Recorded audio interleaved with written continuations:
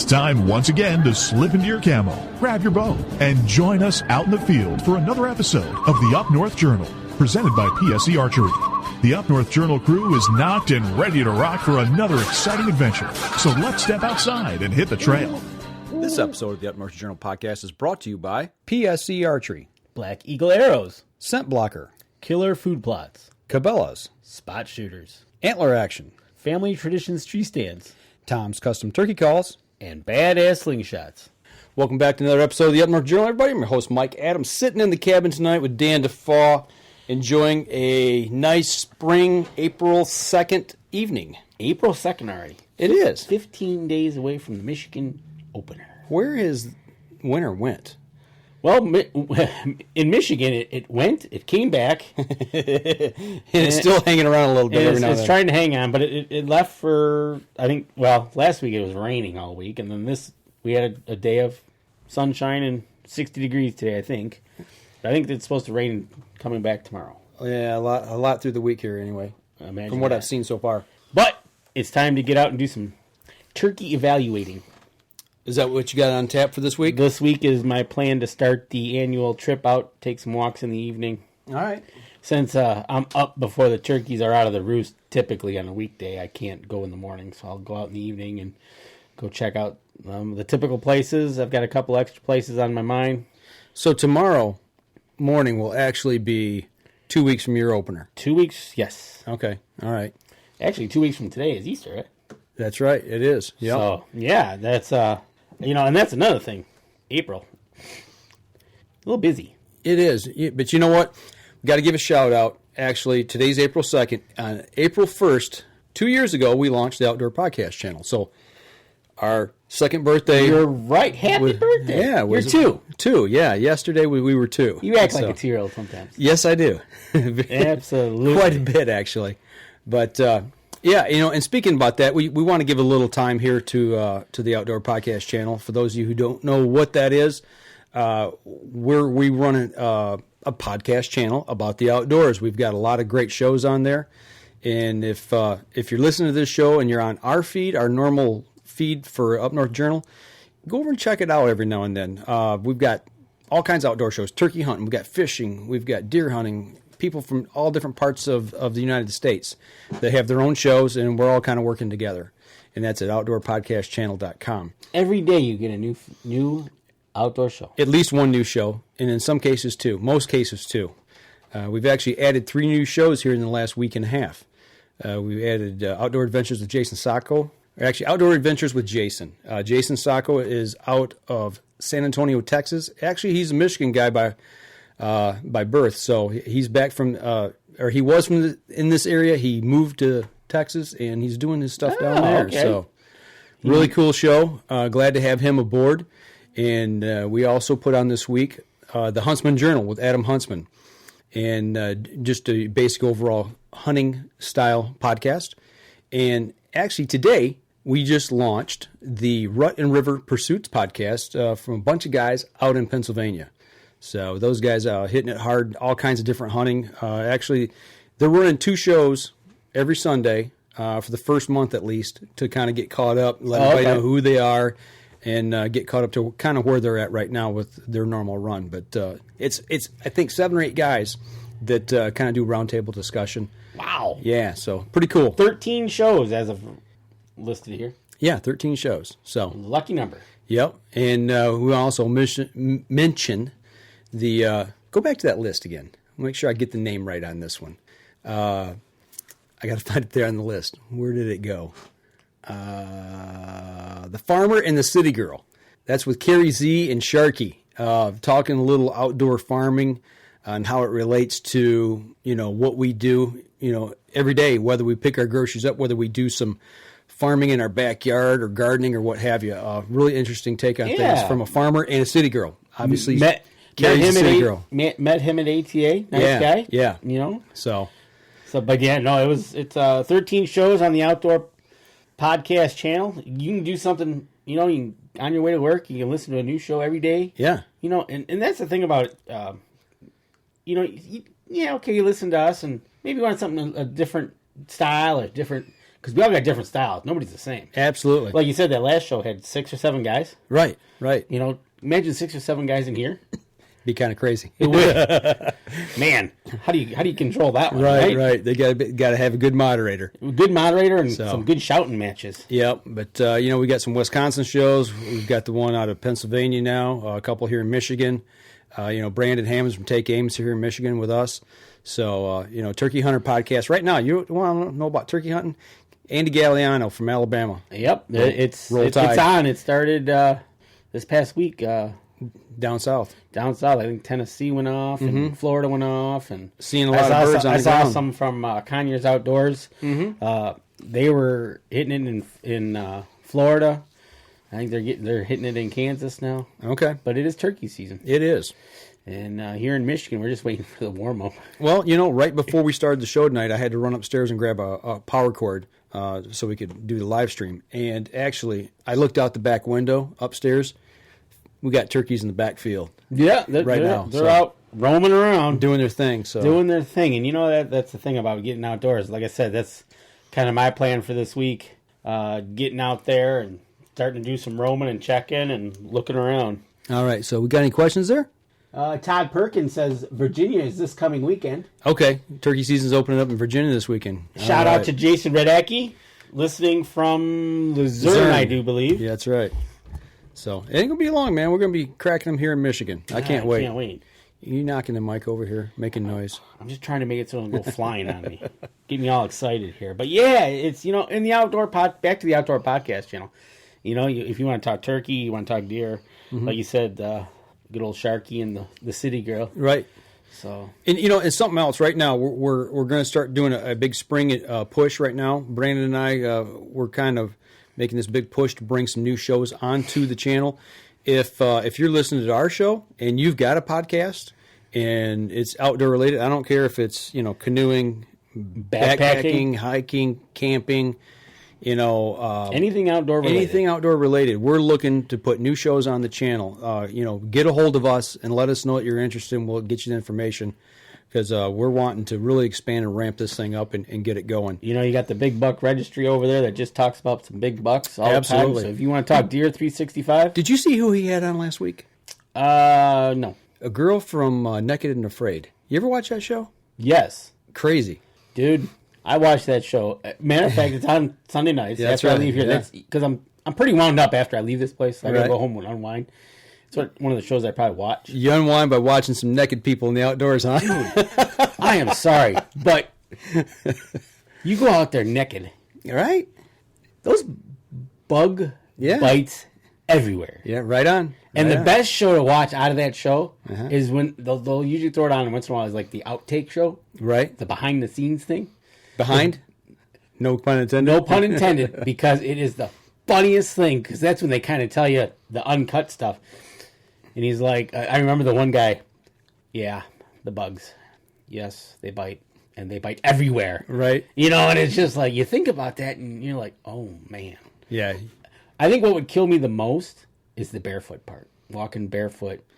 You got tender feet, huh? Yeah. Walking the barefoot into nowhere. Yeah, if you don't have tough soles on your feet, I understand that part, because being from the South, I always go down in the summers and spend time down on the farm. And I remember this to this day even. When I was a kid, you go down there, you're running barefoot everywhere in the summertime.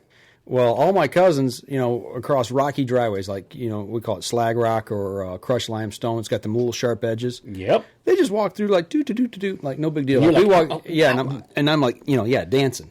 And, tender feet. It's just one of those things. But, so they had her on, huh? Yeah, I wonder if she was naked while they had her on. Well, they had... something tells me no. Jay, if you're listening, that's a question we want to know. There you go. Just wondering. You go there, and that's the Big Buck Registry.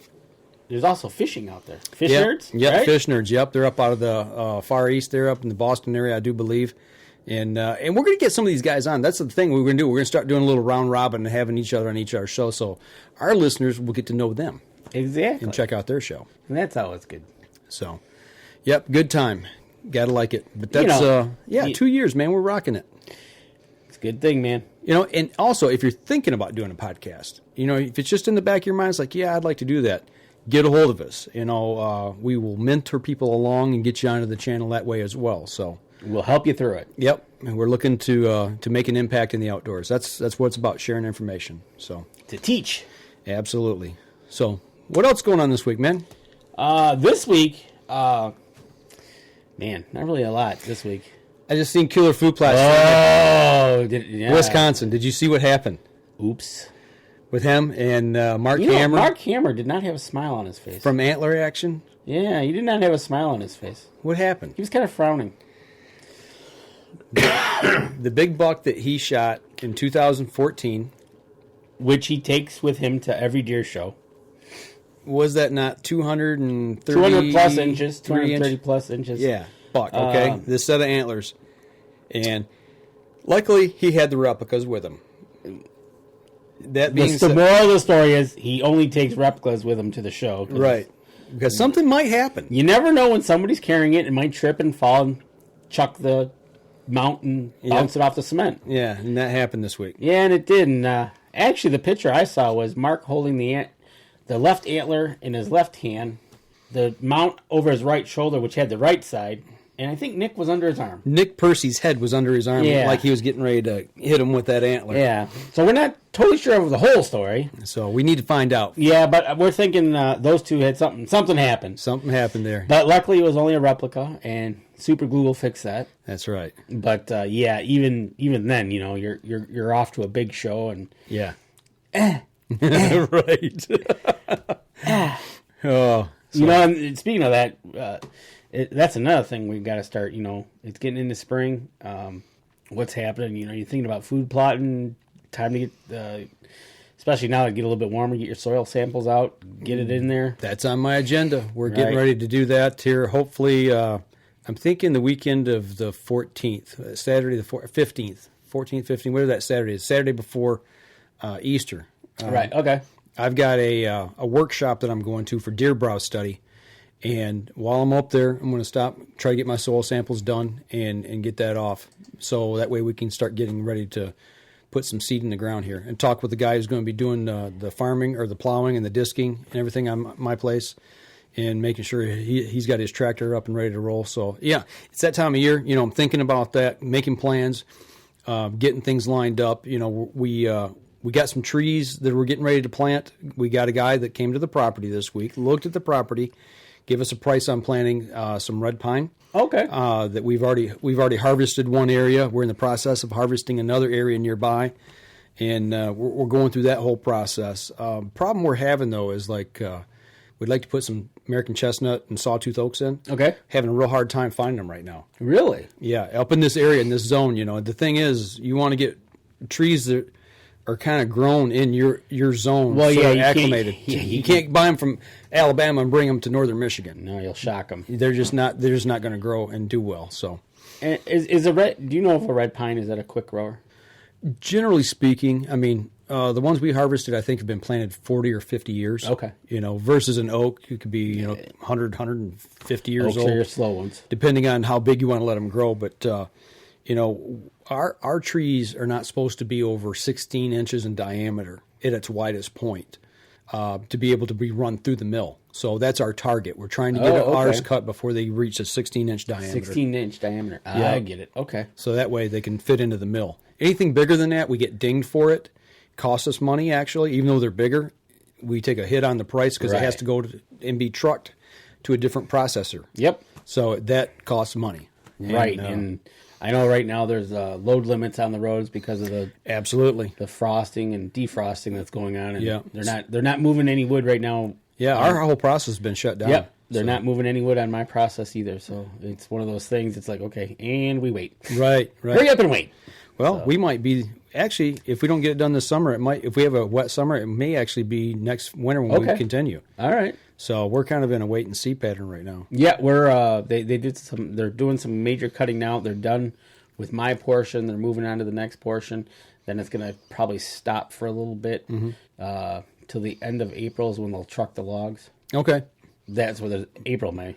We got a few loads left to be trucked out, so yeah, we're having the same thing. We're having to wait. All right, so it's just one of those hurry up and wait. I'm excited to get up there and take a look at it and see how it's going.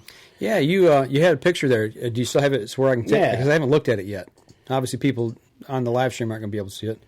That's a logging project. Yeah, you like that? And then that looks pretty flat through there. Yeah, it used to be pretty tree. Pretty treed? Pretty dense and trees. Okay, so if I get to this next picture here. Come on. Hello? Lagging on you a little bit there, buddy. Yeah, it's lagging. That's what happens when I was looking earlier. Now, was this area here that you're showing me, was that mostly pines? It was pines and great. Spruce, fir, stuff like that? Right. Okay. There was aspen in there. There was conifer in there, as you can see here. A lot of softwood then, wasn't a lot of hardwood, a lot of green. Right. Okay. And you can see here, conifers laying there, aspen. Now, this is an interesting picture, because let me set this up for you. Because this is a two-track that goes to a dead end. Obviously, there's the dead end sign right there, right? Yeah. This side used to be fully treed. Okay. But they've gone in there now, and it looks like they've almost clear-cut it. Almost clear-cut it to get it to restart. Now, you might look at that. At first, it's that shock factor, right? Right. You're like, oh. Right. But then you think about it, after the green up this year. Right. And then probably in 2 to 3 years, to walk through that, it's going to be pretty tough. Right. So I'm kind of excited about that. It'd be interesting, yeah. Are you already... Well, you haven't been up there, so you wouldn't know. I haven't been up Are there. the deer already starting to get back in there and look? The last time he walked through there, he stopped counting at 60 deer. Okay. See? They're there. They're there automatically. They get right into it. And wait till you see it green up, man. It's going to be something else. I can't wait. And I'm it's hard to orientate myself because I know this pole. You know? Yeah. This pole goes that way, does a road to the right, and I know where that leads to. And it's like, okay, so this is now going to be open, but you put 3-4 foot ferns in there, and those ferns are going to get really tall this year. Right. A deer jumps into that, hidden. They're hidden. Yeah. So very interesting. Yeah, it is, and it's just one of those things that. Well, I tell you what we'll do when we post the podcast. We will post these pictures if it's okay with you with the podcast, so you can actually see what he's talking about. Yeah, very interesting. It's just one of those things. So, I'll tell you what, we're bumping up here. We're a little past on time, so we're going to take our first break. We come back. We got a lot of other stuff we want to talk about tonight. Going to get off in the weeds a little bit on some deer management Absolutely. stuff. So, we'll be right back after this. PSE Archery has always dominated the speed category. Now, the most revolutionary cam system ever to hit the market has perfected the shooting experience. Introducing PSE's Evolve Cam System, featuring extremely high let-off capabilities and the smoothest draw cycle in history. No other cam system has ever delivered this level of total comfort and total control. Experience PSE. Experience performance. Throughout human history, one notorious killer has remained at the top and claimed more lives than any war or natural disaster combined. Mosquitoes. It's time to arm yourself and protect your family this season with Scent Blocker's new Bug Blocker for insects. Lasting up to 8 hours, Bug Blocker not only repels biting mosquitoes that can carry the West Nile virus, but other biting insects, including chiggers, biting flies, gnats, and ticks which can carry Lyme disease. Field tested by outfitters and guides from Alaska to Alabama and everywhere in between. The results are in, and Bug Blocker flat out works. In a high-potency sportsman strength dosage, using 25% no-nonsense DEET, plus 2 specific ingredients to target biting flies, Bug Blocker plays for keeps. For ultimate protection, pair Bug Blocker insects with Bug Blocker ticks.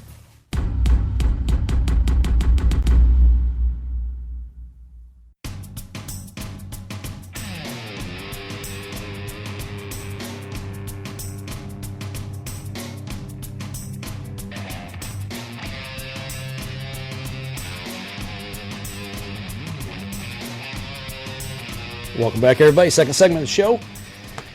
Talking a little logging at your place, a little logging going on at my place. Actually, they've kind of stopped, but, talking about deer management. Speaking of deer management, this upcoming weekend is the summit. The Deer Summit, yes. Sold out. It is sold out. So we've been talking about it. If you'd like to go, not going to be able to go this year. Right, exactly. But we will be reporting on it next week here in the cabin. A week from tonight, we'll be back with some good reports, we hope. Yeah, we might even actually be able to score an interview or two while we're there, possibly. Hoping.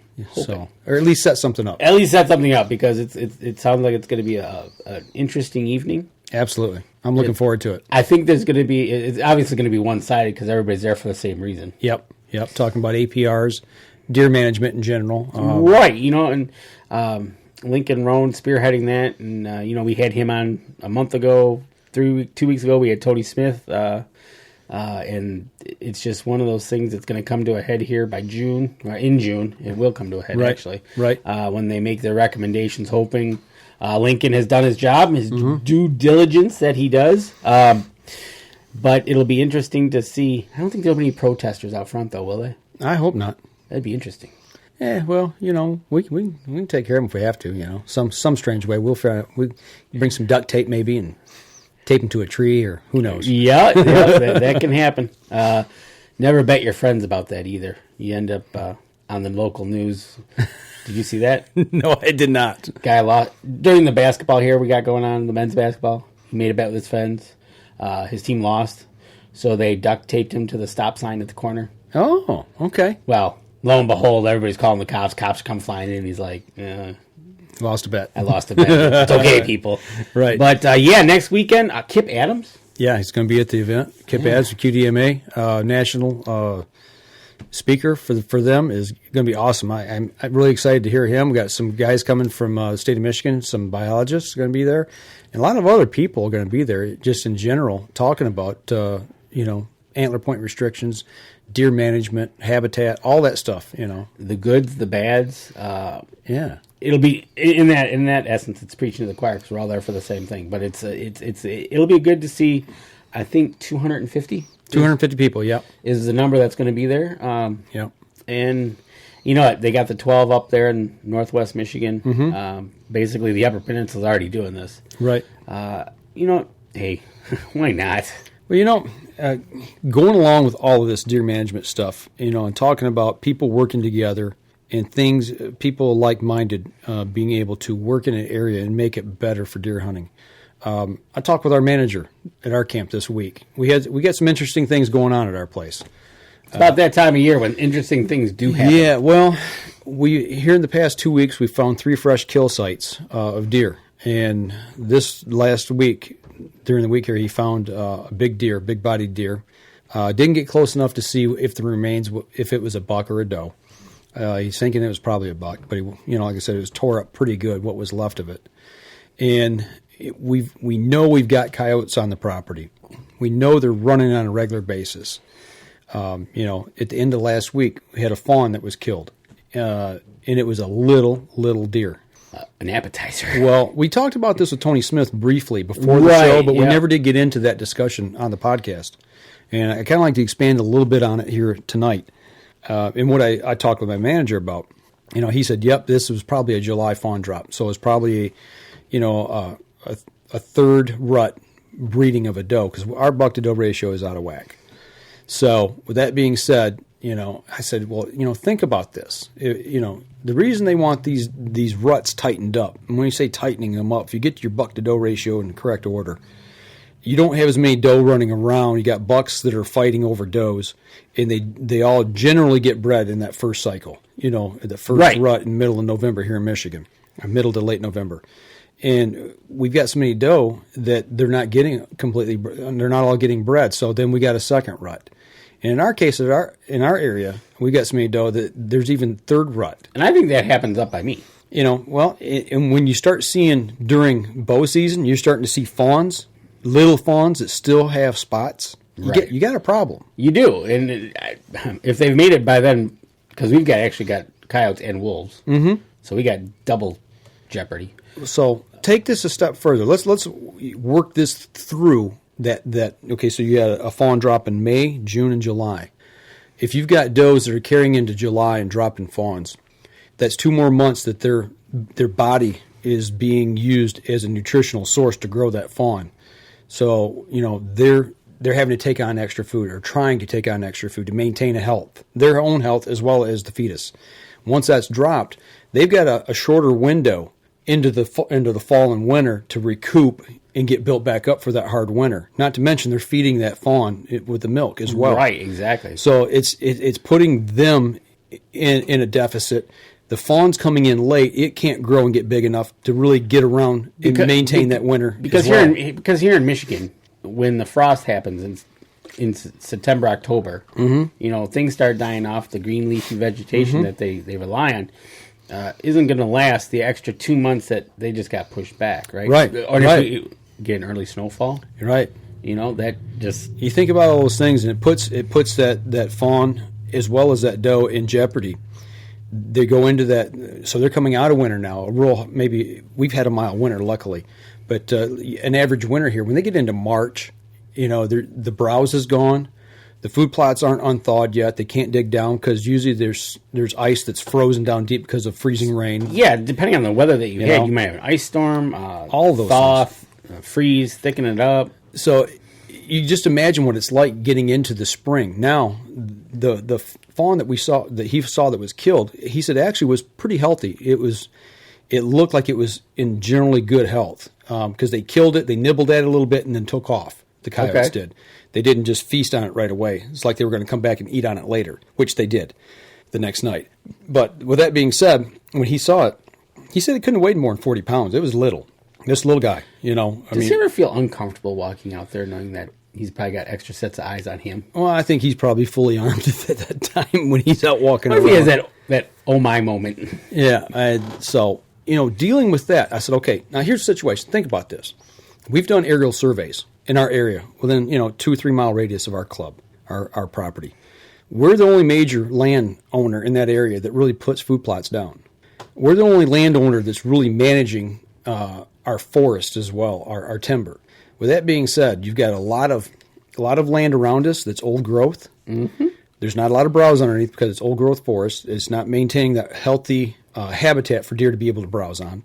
So where are the deer going to come to eat? They're coming to our property. They're hammering our food plots right now. I mean, when we got green up now, they're all over it. You hit that property going down the road to get to yours. That's all that planted pine. Right. There's nothing there. And what's underneath it? What's underneath that pine? Nothing. Pine needles. Pine needle. You can see up for a while, right? Yeah, exactly. So they're gonna go. They're gonna be magnetized to the food. Yep, we've got water, we got food, and we got the understory also for habitat for bedding and for basically hiding. We've got all that there for them on our property.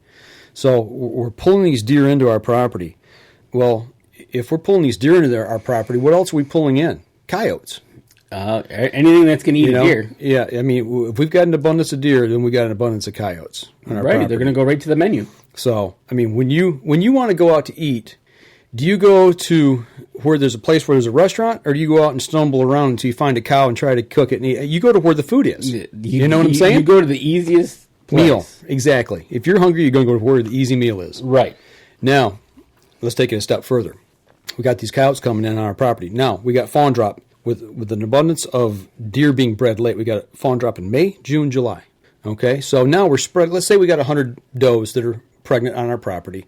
Let's say they're all generally carrying twins. So 100 deer, all of a sudden we're going to have 200 fawns. And let's say we generally split them in thirds. We've got a third of them being born, roughly 66 to 68 of them being born in May, then in June, then in July. When you spread that out, you've got 3 months of a food source, okay? 3-month menu. Being dropped generally evenly across the board for those coyotes to come in and hit a third, hit a third, hit a third. Versus if you tighten that rut up and you've got your buck to doe ratio in the proper order, and they generally are most of them being born in May, you dump 200 fawns on the ground, they can't eat them all. Your fawn recruitment's going to be higher. Exactly. And also, you haven't even touched on this part, is you're talking about the does with the fawns. The bucks have got to run to breed. They don't eat. They've got to run to breed as well. So when they're in the rut, they're generally sacrificing all their reserves and stores as well to breed these does. And if you spread that out over 3 months' time versus a 1 month period of time, then you've got deer that are stressing themselves going into the late winter and not recuperating like they should. And that, like you said, that deer was a big bodied deer. That could be one of the if it is a buck, that could be exactly what happened. He could have been a sick buck. Stressed him out so much, and man, He didn't have the energy to get away. Just didn't have an energy to get to his food source, and Yep. It caught up to him. And now, okay, and people are going to say, okay, well, you're dumping 200 fawns on the ground. You know that those, a good majority of those are going to be does as well. Well, maybe not. Depends on how you're harvesting your does, your age structure of your does. If you're killing off your older does and trying to get that in balance, then generally speaking, your younger does throw more buck fawns than doe fawns. Right. So exactly. then it starts to tip that balance the other way. We've talked about that on the show, and that's how, being cognizant of what you're taking.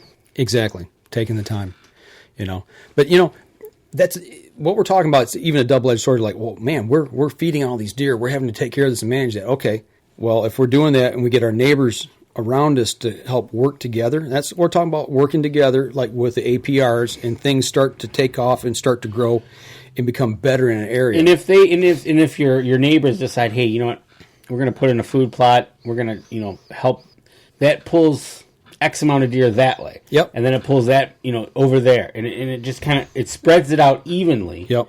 As opposed to being all centralized one location, right? Right. And that's one of the things we talk about. We're doing projects and we're planting. It's for the health of the herd.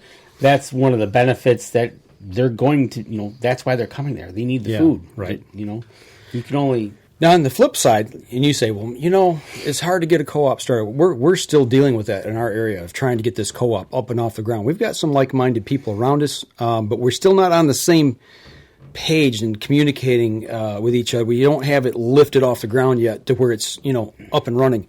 Right. We're getting there, but the other thing is, I look at this as, okay, so we've got all these deer that we're trying to manage and take care of.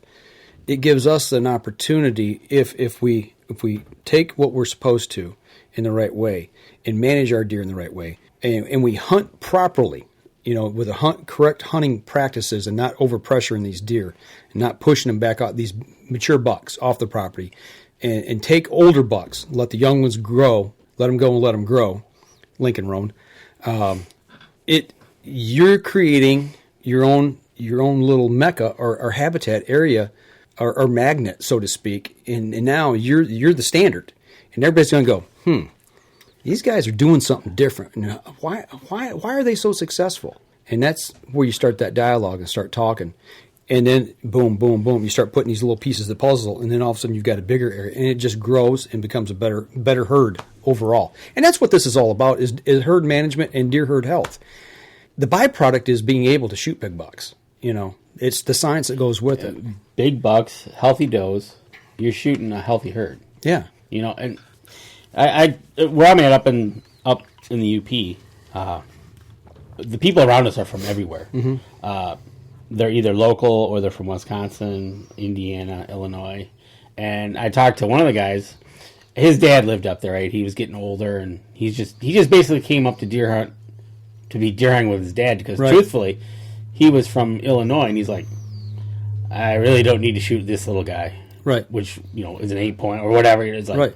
I'll go back home and I'd rather hunt there anyways. I just come up here to But that's just that factor. It's like, okay, so now granted, you've got some old thinking and getting that turned around. It takes a while. It doesn't happen overnight. No, and that's where I've had to kind of check myself. I mean, even dynamics within our own hunting group, where I'm at, it's taken time to be able to pass along that information and educate. We had a couple of really good discussions last year at deer camp after we had our big doe harvest. Right. There were some people that were not really happy with what happened, and that's what it. Here's the science behind it. It should drive good discussion. And it did. Not get out of hand discussion. No, and it didn't. Because that doesn't work well either. No. But, that's the whole point. Is it doesn't happen overnight. And I do got to say, the few deer that we've checked in, they have commented that our bucks look healthy. That's good. Oh, wow, you guys, these look really good for your area. Mm-hmm. Okay. We're doing something right. Right. Our area is decently got enough food for them. But in that sense, I know they're doing around us. They're cutting the forest lands. Mm-hmm. They go in, they'll cut a 10-acre swath out, move X amount of acres, cut another 10 acres, and they're leapfrogging, right? Right.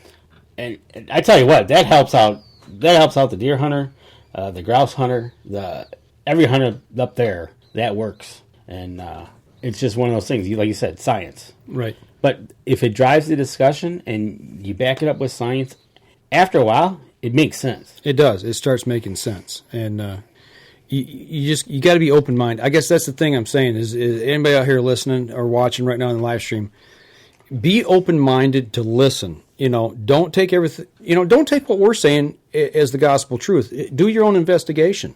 Start listening to other people and what's working in their areas and why is it working, and start putting these pieces together. Because what might work for me in my area might not work for you in your area, and vice versa. You can change the wheels just a little bit to make it fit your area. And Lincoln Roan is just south of the 12, and they're doing it, and they're seeing a difference. So they're not even forced to do it; they're just doing it on their own, right? And it's starting to work out. His dad got his biggest buck ever. Yep.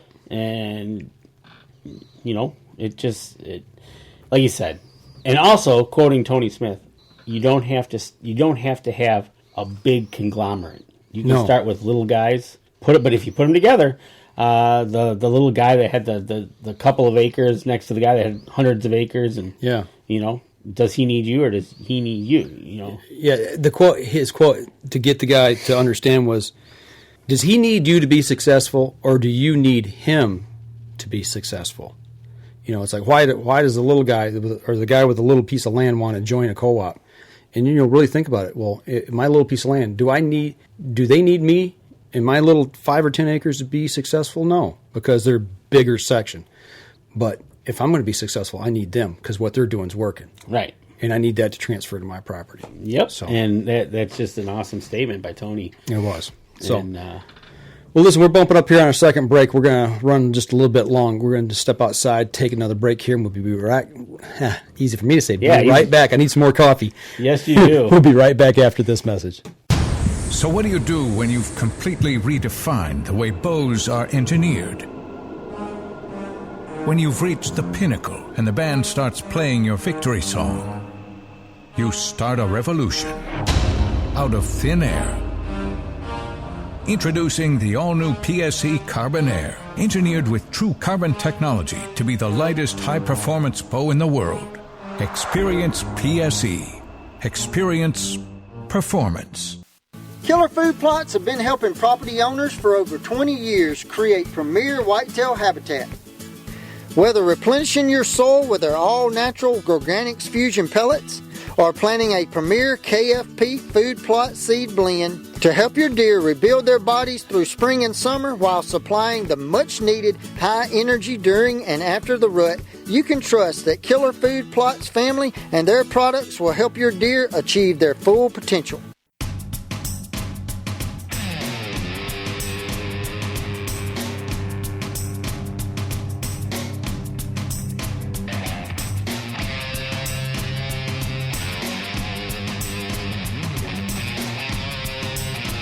Welcome back to the segment of the show. We've been talking about deer management, coyotes, and the deer management in April.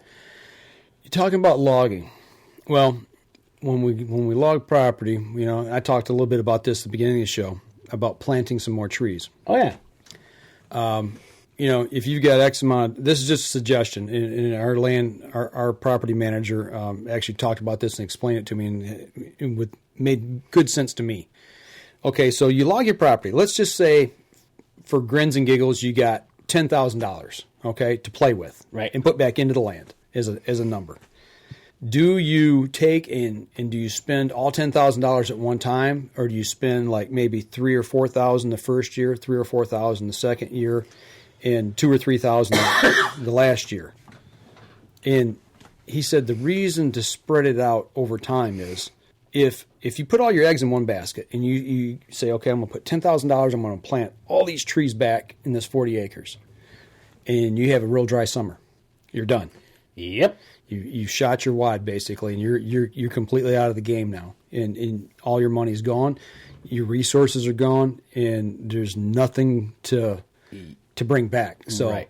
His thought process and the way, because he manages other clubs in the state in northern Michigan. And the way they're doing things now and having really good success with it is the fact dividing their money up and planning it, a little one year, a little the next year, a little the next year, and spreading it over time. You don't. How do you want to say that? Yeah, no, you want to do a little bit at a time to get to the whole, because, like you said, if you put all your eggs in one basket, a dry summer, disease, something, right? Whereas you say, oh, hey, year one worked, yeah, or you get a bad batch of trees. Year two didn't work, yeah, but year three worked. So you got 1 and 3 that worked, 2 didn't work, but yet you're already 2/3 ahead out of the 3, right? So yeah, definitely. No, I'm thinking about what am I going to do next, right? I'm gonna get the money for the logging project. Where do I want to start? I'll talk with the forester and say, okay, here's my idea. You're the professional at this. What's your thought? Right. So that's kind of what my thinking is, and then have a plan. All right, in 5 we'll do this, in 10 we'll do that, or whatever we come up with, And if you're cutting bigger tracts of land too, and you're looking at planting something to reharvest at a later point in time, like 20, 40 years down the road, you start staggering your plantings. You get staggered growth rates as well, so it gives you an opportunity not to come in and cut one big section at one time. It gives you, okay, this one, this one's over here is 3 years ahead of this one. Cut this section, then 3 or 4 years later, that way you've got kind of a constant influx of money coming in as well. Well, that's kind of the idea. Is you take your acreage, you divide it up into thirds, whatever, and if you got that stagger, you can say, okay, we're going to do a third this year. Wait. Then a third, and in between you've got 2/3 that isn't touched at different intervals. That's the perfect world, right? So you just it becomes a revolving process. Right.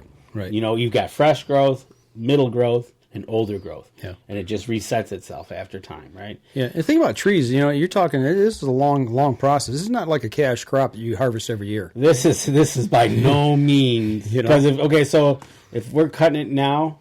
The next time, they say every 20 years you should be cutting. Depending on what you got planted, yeah. Right, depending on what comes back, and look at 20 years down the road. Yeah.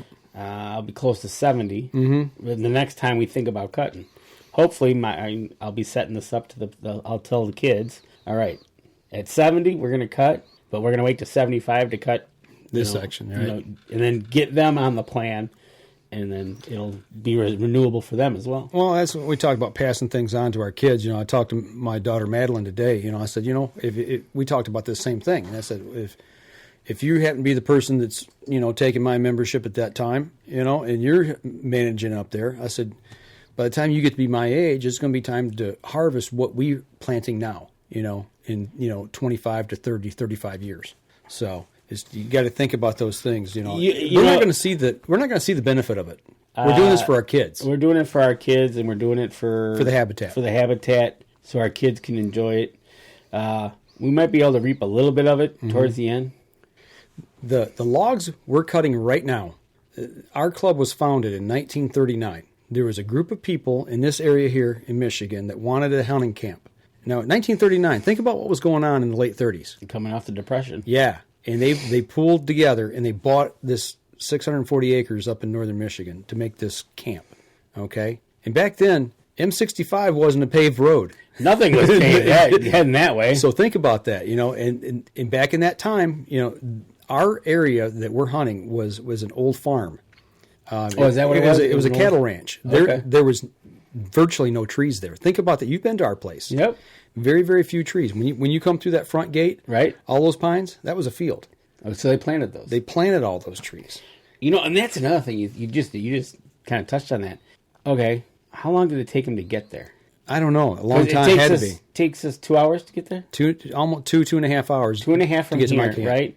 So I don't think it took them 2.5. Probably a little bit longer. Probably 5, 6, 8 hours. Then they probably went up there and maybe longer. And planted. Yeah. By hand. Oh, yeah. That was no machine planting. No. And they planted all those hundreds and hundreds and hundreds and thousands of red pine. Right. And now all of us 9 that are there now are reaping the rewards because those people at that time had enough forethought and foresight to say, we need to do something to make this a better place to hunt. Not for us, but for the next generation. Yep, exactly. And that's the next generation. Actually 2 generations. So right. So, no, it's just, that's a dynamic, interesting to Michigan. And we talked about this on the show, going up north, right? Just to get away from it all. Where other people in other states might go to their cottage, or they might go to that, but they don't. They go to a building. Yeah. And they might. It's just like, but here you go up north. In our case, it's mainly tracts of land. Yeah. And you go up there, and it's like up north has a different meaning for everybody here in It Michigan. does. But up north, everybody, when you say, what are you doing this weekend? I'm going up north. They automatically know what you're doing, whether it's hunting or fishing. In their mind, it's a certain area you're migrating to get away from everything here. Exactly. And back in the day, when my dad and his brothers wanted to get away, to them, getting away was the UP. Mm-hmm. That was their, we're Escape. getting away. Yep. And they went. I don't even know how they ended up over there, really, to tell you the truth. I don't. Well, think about back probably when they started going there. The Mackinac Bridge wasn't there. They had to take the ferry. So what they did was they would meet in Mayo. Uh-huh. Then from there, because the saying was meet me in Mayo, and then from there they'd go get in line for the ferry. For the ferry, right. Right. It just wasn't like you said, drive over the bridge. Nope. They got in line and waited. Because that boat could only carry so many cars across. At a time, Yep. right? So, no, and it's just, like you said, it's different for everybody. Where is up north? Yeah. You're up north to me. Right. Right? But, no, it's just one of those dynamics. And a lot of this is going towards preserving it for our future. Absolutely. And that's what I'm doing now. What I'm doing, and that's kind of, Up North Journal even. What we do, I'm going to be 52 this year. I've been hunting since I was knee-high to a June bug with my dad. To me, hunting anymore is sharing my experiences with other people. Getting my kids out. Now my grandson, when he's old enough to get him out, sharing turkey hunting with you for the first time and getting you involved in it, all those different things. It's about giving back. My dad taught me. I've had my fun, and I still enjoy killing deer and eating them and the whole 9 yards. But now I've taken that next step, I guess, to give back not only to other people but to the outdoors itself. Through the cycle of hunting, you were the learner. Mm-hmm. You gathered information. Now you're mentoring. You're giving information to the next generation. Yeah, right. It's helping preserve that so other people can enjoy it. Absolutely. So I get as much enjoyment by getting my hands dirty, building a blind, getting in the dirt or building a blind, hanging a tree stand so somebody else can hunt it. Yeah, strategizing. Okay, so I got deer sign here, and I know they come out over here. Where's my ambush point? How am I going to set up? What wind direction? What kind? All those different dynamics that go into it. Do I kill a lot of deer? No, I don't kill a lot of deer. But I have fun for what few I do kill. And that's exactly what I'm doing with my daughters and them getting them, okay, we're going to go up. I got to put a blind up, which now is changing.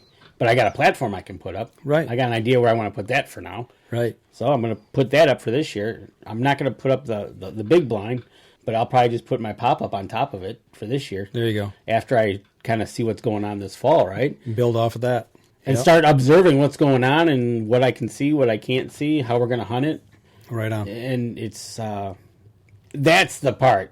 And I would like to. I talked to the forester. I'd like to get some aerial photos after this is all done, so I can start. We'll take the drone up.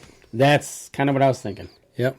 I haven't been to your camp, so we need to get up there sometime. Do you know how far that drone can go distance wise away from you? I don't remember, but I know I've got a boundary set on it. Yeah, you do. So it can't get away from me. But we can walk with it. Right, exactly. Or drive with it. And I think we could pull this off. That'll be something. That's what I did with our property. And actually, I should post some of that to our page and share some of that. Just to kind of show what we did at our place and, the outcome and how it all shook out. Isn't technology grand? You got to love it. You do. As long as you don't crash it. Good one. So... Well, I tell you what, we're bumping up here on our break, so let's step outside. We take our break, and when we come back, we'll continue talking about deer management. We'll be right back after this. I shoot PSE because I like one pin to 40 yards. I shoot PSE for the perfect combination of feel and performance. I shoot PSE because you can shoot lighter poundage and increase arrow speed. I shoot PSE for the fastest bows on the planet. I shoot PSE because my livelihood depends on my bow. I shoot PSE because better engineering makes a better bow. I shoot PSE. I shoot PSE. I shoot PSE. I shoot PSE. Experience PSE. Experience performance. Throughout human history, one notorious killer has remained at the top and claimed more lives than any war or natural disaster combined. Mosquitoes. It's time to arm yourself and protect your family this season with Scent Blocker's new Bug Blocker for insects. Lasting up to 8 hours, Bug Blocker not only repels biting mosquitoes that can carry the West Nile virus, but other biting insects, including chiggers, biting flies, gnats, and ticks which can carry Lyme disease. Field tested by outfitters and guides from Alaska to Alabama and everywhere in between. The results are in, and Bug Blocker flat out works. In a high-potency sportsman strength dosage, using 25% no-nonsense DEET, plus 2 specific ingredients to target biting flies, Bug Blocker plays for keeps. For ultimate protection, pair Bug Blocker insects with Bug Blocker ticks.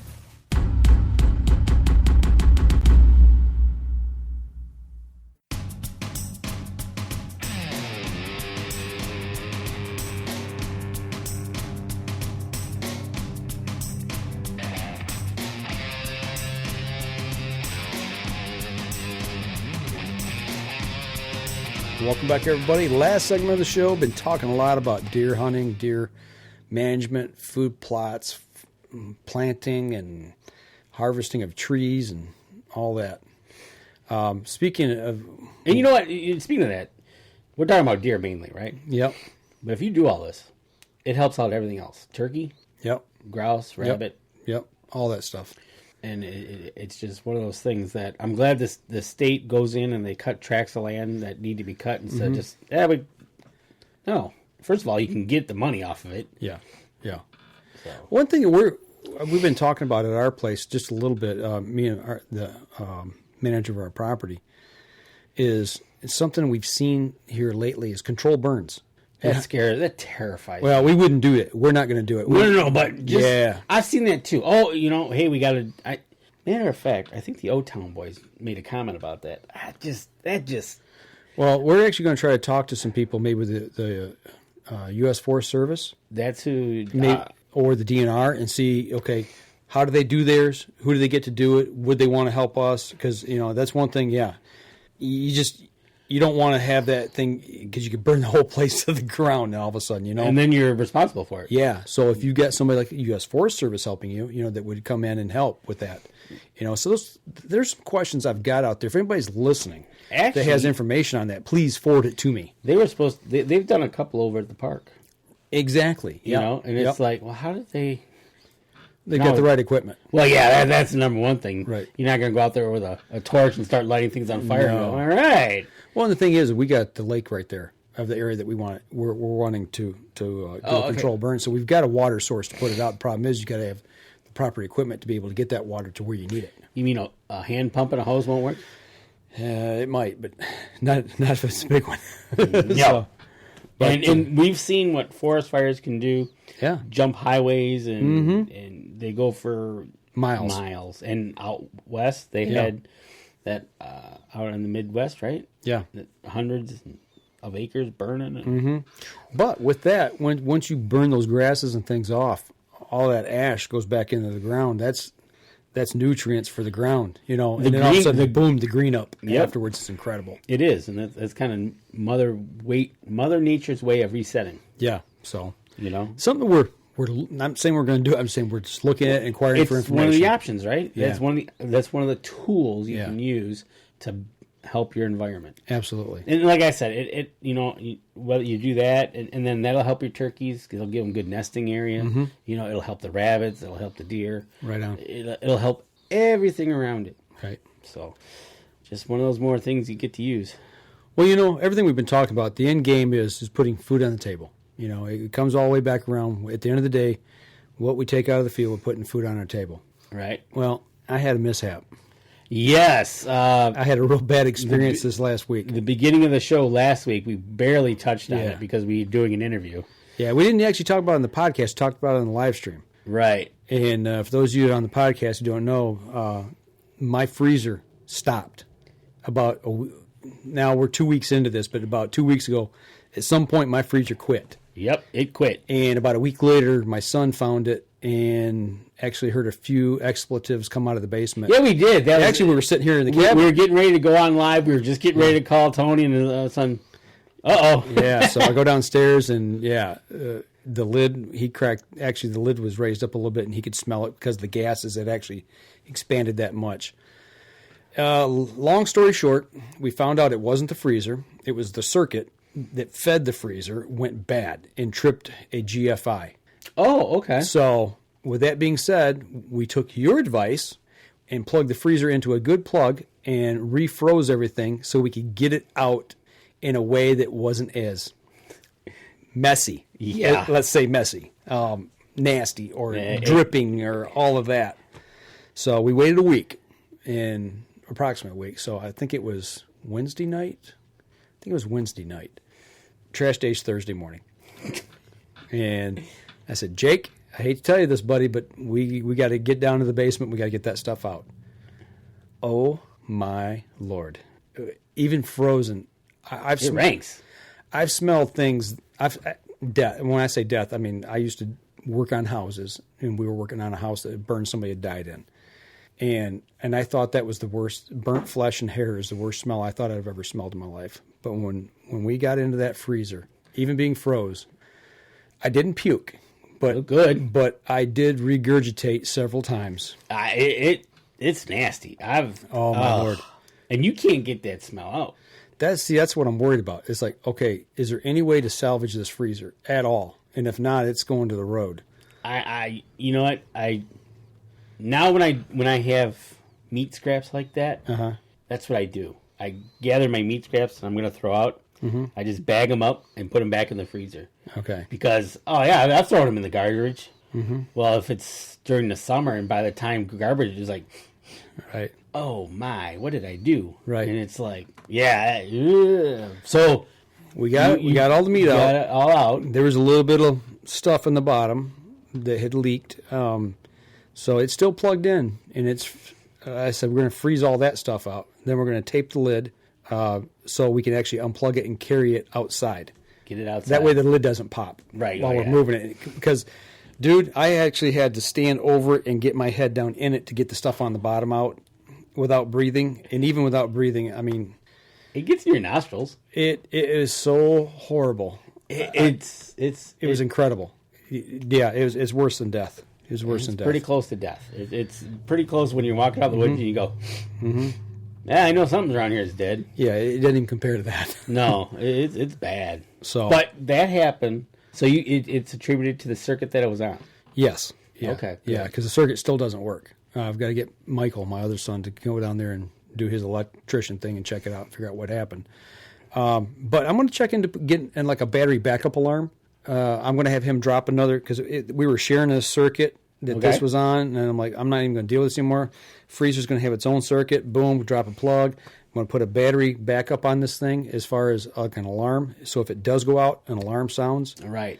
Because you don't know. I mean, it's in the basement or it's in the garage, wherever you got your freezer. Mine's in the garage, and sometimes you don't go out there and check it for a while. You know, my GFI will get tripped, and if I don't catch it, if I don't catch that little light being on, I won't know. Like until you smell it, and it's too late. Yeah, don't want to go there. But the sad part is we had 2 deer in there, and you lost them both. Lost both of them. We also had a little bit of goose in there.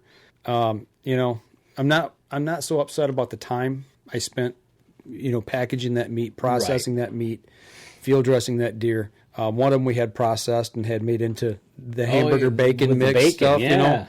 I'm not upset about the money I spent. What I'm upset about is the fact that we shot 2 deer and they're wasted. That's the part that I have a hard time dealing with. So now, whether it's this freezer or I get another one, we're going to put some kind of alarm on it to notify, sound in case we lose power. Right, and that's one of those things. It's just like, it is what it is, and it's like, that is heartbreaking, man. It is. We were up here and we heard him like, oh boy, that ain't going to be good. Well, and the week prior, you and I talked about actually taking the rest of that meat and making some sausage out of it. And we won't be doing that.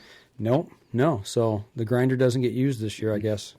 Not these first few months. No, maybe here at the end of the year. Maybe at the end of the year. So, but that's kind of it's kind of the weekend review. Yeah, we didn't do a whole lot this week. Been working a lot of overtime. It's time for me to kind of shake some things loose and get out. Next weekend, we're going to be at the Deer Summit.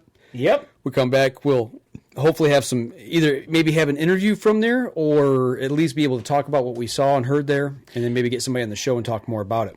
The week after that, I'm going to be up north at a deer camp. That will be Easter weekend. Yeah, that Saturday. I'll be back home for Easter Sunday, but that Saturday I'll be at a habitat workshop with Anna Mitterling from MUCC and Michigan DNR. She's putting on a deer browse study workshop of teaching how to do a deer browse study, what it's all about, what to look for, and how to decipher all the information. There's going to be a couple guys there from the Forestry Service in Michigan, I don't know if it's U.S. Forestry or Division of Michigan, or there's going to be some foresters there, state foresters, I do believe, helping with this, and maybe a couple other people. I'm not sure yet. And matter of fact, I saw a Kip Adams video of how to do a deer dropping survey as well. Okay, yeah, I did see that. Did you see that? How to take the 4-foot stick and go? That, I think, kind of coincides with what we're going to be doing. It might be, because there's part of it that goes with it. The best comment that was, you can't do this in the South. You can only do it in the northern states. Why is that? It's because you have to do it at a certain time of the year. At a certain time of the year, and the South doesn't really have it. It's like when the leaves, before the leaves go away in the new year. Okay. You got to do it like right now when you can still see the droppings on top of the leaves. Okay. So it's when the snow melts and before the green up. Right. Okay. So it was kind of interesting. It was like, yeah. So we're gonna take part, or I'm gonna take part in that. It's a very limited. I was fortunate enough to be invited to go up and partake in this, and I feel it's one of them opportunities that I can't pass up. Right. So I'm hoping to be able to shoot a little bit of video, maybe put a little something together. Maybe, not going to promise, but maybe. Depends on how it goes, because I really don't know what to expect. I've read over the outline of what we're going to do, and I'm hoping that we are able to do that. But if not, then that's okay too. That'd be awesome. Then I'll come back and share with you, and we'll go out and do one and show how it's done. That's right. There you go. But that's all I got for this week. Yep. Nope. Just going to start turkey scouting the next couple of weeks, getting ready for the opener, and hopefully running after some thunder chickens. All right. And like we said at the beginning of the show, don't forget outdoorpodcastchannel.com. Go over and check it out. Our show airs at 6 a.m. on Fridays is when we release this show that you're listening to right now. So maybe you got part way through, or you jumped in here towards the end, and you're like, oh, I'd like you to listen to the rest of that. And for whatever reason, you can pick a whole show up on Friday over there. You can pick it up here on our channel as well. But there's 12 other shows besides ours over there on the channel. So get over there, check them all out. We'd love to have you guys over there and subscribe to us over there. Absolutely. All right, that'll do it for us this week, folks. Remember, as we always say, if you're out on the water or in the woods, shoot straight and be safe. Until next time on the Up North Journal. This episode was brought to you by PSC Archery, Black Eagle Arrows, Scent Blocker, Killer Food Plots, Cabela's, Spot Shooters, Antler Action, Family Traditions Tree Stands, Tom's Custom Turkey Calls, and Badass Slingshots. Thanks for listening, and join us again here next week. Until then, remember, as we always like to say, if you're out on the water or in the woods, shoot straight and be safe. Until next week on the Up North Journal.